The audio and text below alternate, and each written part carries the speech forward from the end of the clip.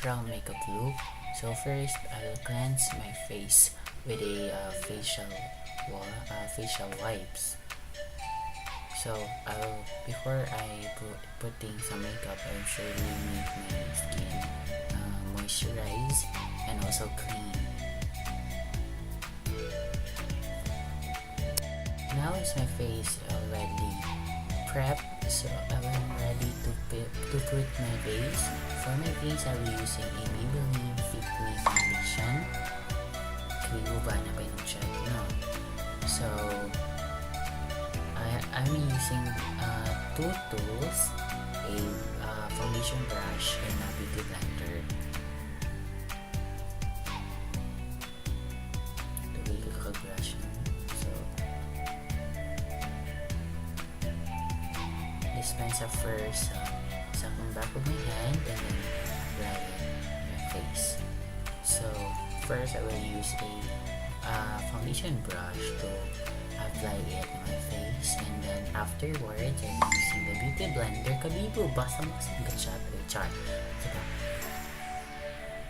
So afterwards I will using the beauty blender to blend it very slim. So di siya slim, yun siya dahil. So na, i-blend again. Blend again, ha? Blend again. So that's it for my base. So let's proceed for the concealer. Okay, for the concealer, I'll be using the Deep Makeover All Cover Concealer. So for my concealing, guys, I'll be spot concealing and then highlight concealing. So concealers, guys, are thick formula. It has a thick formulation. So kailangan na ito i-blend siya og tarong dahil kanang dili dapat kay pag once siya magdugay, dali lagi siya maano.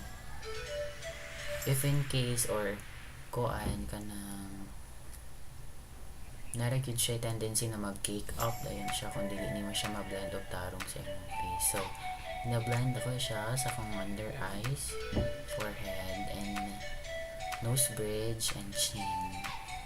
So i-cover up na ko ang beard using this concealer.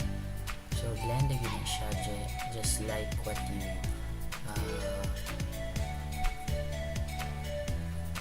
have done on your foundation.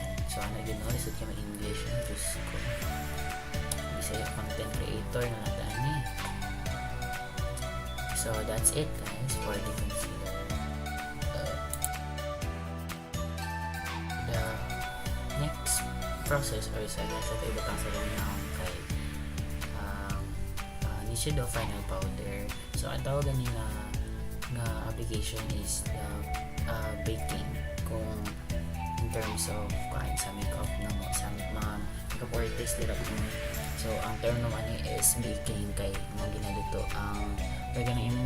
ang imong concealer using the powder, and then gina-set din mo siya para dili ko siya nang ma-remove or dili na siya dili makuan kanang pilit na siya sa imong dagway dahil so nag-use na ko og kanang triangular shape na sponge to apply the Nishido Final Powder. Kabibo ko sa shots mo. So ayun guys, kung asa na ko gibutang ang concealer, dito ra pud ako gibutang ang baking powder, baking powder ang Nishido Final Powder. Next na itong buhatin is, of course, dili siya mawala ang kilay, because kilay is life with time.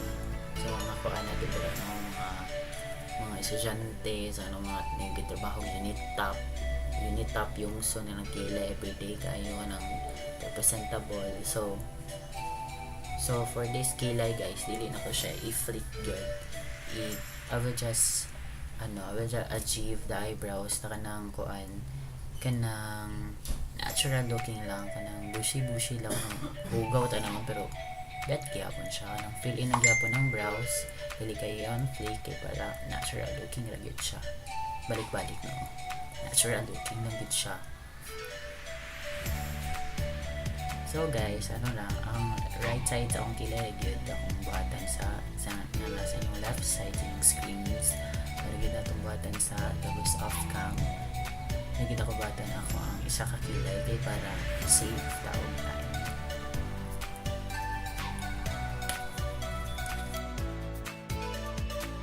Said oil ago na pwede na ito siya kung natutulay o kung natulay siya ito kung natutanggalin na ang baking Nichido final powder para mag eyeshadow na ta. So i-blend ligid siya og tarong kaya para walay ka ng lines kung nabibilin niya dili po diba? Para dili po pangit pag ay dili pangit ng finish output sa itong makeup para i-blend ligid siya dahil hindi ko mag-blend makeup is full of blending blend ligid siya muna ka ng mabuang-buangin yung ante sa kanang taas-taas mata laban ligid nung next guys I'll be doing is the eyeshadow. So the eyeshadow I will be using only neutral colors. Kanang brown, smoky brown. Kanang gamay na siya nga smoky brown. Tapos smoky eye look na. Pero natural lang gyapon siya kanang. So for mga beginners na gusto magtuon sa eyeshadow, pero kami na kasi nga mag-start mas sa neutral colors. Kaya mga dark brown, reddish brown, diba? Dili kayo dili pa kayo lisod pa sa inyo para sugod mo basic gid para magtuon gyud to sugod sa basic. So nag-blend ko ako ang eyeshadow from the outer V blending pasulod sa akong mata. So kanang atong gina-achieve dili kanang mura lang siya gatong og depth gani kanang murag lalom ang mata pa mo ng brown mo shadow ba nya kung ginagamit na brush kaya kanang of course ang akong Zoe pa nga brush big fluffy brush na siya ang buta sa siya number na kalimot ko erase na kayo pinaraw nilalabahan ang brushes. So if ever powdering yung eyeshadow guys, don't forget to top off the excess kay wala na to tong powder niya para maka-avoid to og fallout o dili ma-daot ato base. Ano na siya kasi ito guys, kuha ka product gamitan yung mga eyeshadow brush mo and then i-top lang dyan yung mga excess and then i-blend lang yun yung mga tarong balay harsh lines dili patchy dili ko ng para mag-drag queen dapat dapat kanang murag fade out din yung color kanang dili harsh yun diba. So manaan niyo ako ang trick guys akong technique in terms of eyeshadow. So next guys makataog ka ng pencil brush na tawag and then we will get the same shade in reddish brown sa palette na color pop and then ato siya ang ikot sa itong lower lash line para makabata og smoky effect pero light lang siya para makatupag depth sa itong makeup look.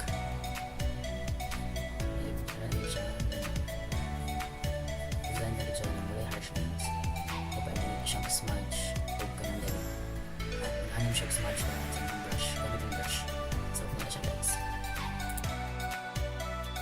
look na ito mga face yun nga guys ito siya ng powder ito siya ito siya sa concealer na maset ang concealer bago maset at ang foundation na panglimutan sa tibok na itong dagway gamitan na ito ang compact powder kanang bisag kung sa nga na may powder ninyo dali ha. So gamitan ito ang kanina brush kanang big fluffy powder brush and then i-blend din ito sa itong face. So guys, trick ani guys kung magbutang mo ka ng diba kung dark tan mo kanang tan shade na nagod mag-start mo sa inyo kanang contour na part. Ang contour na part is nalila sa kanang cheekbones, tapos sa taas sa forehead, and then sa baba. So, mana siya guys ang contour part kung kamutan shades mo or para maintain na to concealer. Pero hindi na concealer to para ma-highlight ko din. And then mara bronzer ko siya guys. Ano bronzer? Ano bronze na to face ko para highlight ito high points of our face. So mag siya guys. So isaktan siya dito no. It's optional. I'm using a highlighter.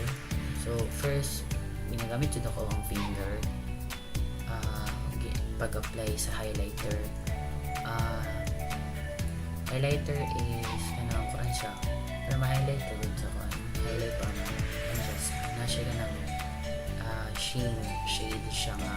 And I use po kog isa ka brush kana siya nga brush from Real Techniques na siya nga siya pang apply siya dyan na siya og foundation kanang this pencil foundation kasi pagkano sa naon na so gamit ko na to brush gamit ng Real Techniques shout out ni Char nakikita siya guys na top